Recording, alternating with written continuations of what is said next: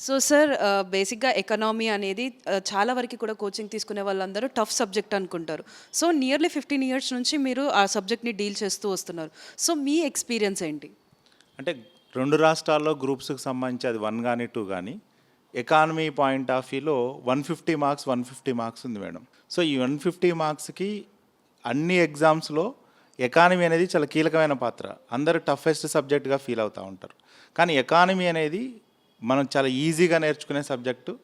అందులో ఉన్న సిలబస్ మీద మనం గ్రిప్ కనుక తెచ్చుకోగలిగితే, అంటే ఎస్పెషల్లీ ఫస్ట్ మనకు కావాల్సిన సిలబస్.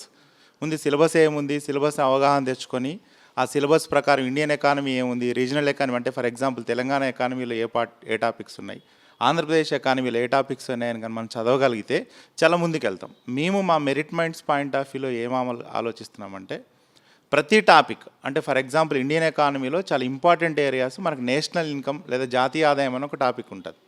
జాతీయ ఆదాయానికి సంబంధించి అసలు ఆదాయం అంటే ఏంటి, దాన్ని రియల్ లైఫ్లో ఎట్లా ఉంది, ప్రభుత్వాలు అంటే కేంద్ర రాష్ట్ర ప్రభుత్వాలు బడ్జెట్లు వేస్తున్నప్పుడు వాటి కేటాయింపులు ఎట్లా ఉన్నాయి అనే పాయింట్ ఆఫ్ వ్యూలో మేము అంటే గ్రౌండ్ లెవెల్ నుంచి అంటే అసలు ఏం తెలియని పిల్లల్ని, ఎందుకంటే ఇప్పుడు వచ్చే పిల్లలందరూ బీటెక్ నుంచి లేదంటే ఎంటెక్ల నుంచి డిగ్రీ ఎంపీసీల నుంచి వస్తున్న పిల్లలకి ఎకానమీ అనేది సరళమైన భాషలో చాలా ఈజీగా మేము క్లాసెస్ చెప్పడానికి మేము ఎఫర్ట్ పెడుతున్నాం. మాకు సక్సెస్ రేట్ కూడా అట్లనే ఉన్నది.